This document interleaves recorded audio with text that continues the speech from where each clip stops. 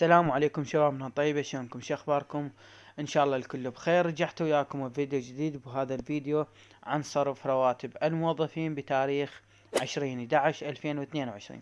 فلي اتمنى من عندكم متابعة الفيديو للنهاية، ولا تنسى تضغط لايك للفيديو والاشتراك بالقناة على مود توصلك جديد الفيديوهات. تابع قناة التليجرام باسم ميسات اخبار لمعرفة الرواتب اول نزولها اول باول. حيث تم صرف رواتب ديوان الوقف السني مديرية الوقف السني نينوى.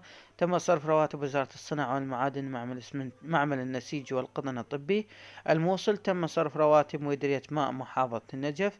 تم صرف رواتب وزارة الموارد المائية الموصل. تم صرف رواتب وزارة النفط شركة توزيع المنتجات النفطية الشمالية وشركة مصافي الوسط. تم صرف رواتب ديوان الوقف السني هيئة الاستثمار. تم صرف رواتب مديرية زراعة محافظة واسط.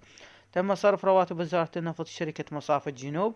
تم صرف رواتب وزارة الموارد المائية واسط. تم صرف رواتب وزارة النقل شركة الموانئ العراقية. تم صرف رواتب وزارة النفط شركة الحفر العراقية. تم صرف رواتب وزارة النقل شركة الموانئ العراقية. تم صرف رواتب وزارة الصناعة والمعادن شركة الأسمدة الجنوبي. لهنا يا شبابي انتهى وقت الفيديو، اتمنى يكون نال اعجابكم. لا تنسونا من اللايك والاشتراك، والسلام عليكم ورحمة الله وبركاته.